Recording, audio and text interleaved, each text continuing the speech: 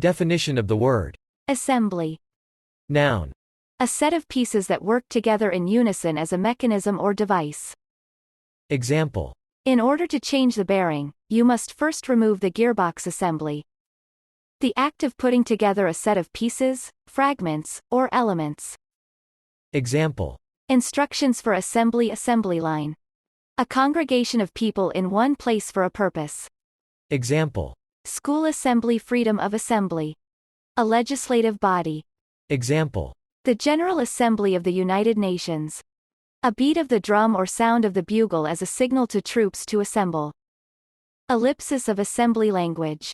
In Microsoft.NET, a building block of an application, similar to a DLL, but containing both executable code and information normally found in a DLL's type library. The type library information in an assembly, called a manifest, describes public functions, data, classes, and version information. Assembly. Assembly. Assembly. Assembly. Assembly. Assembly. Assembly.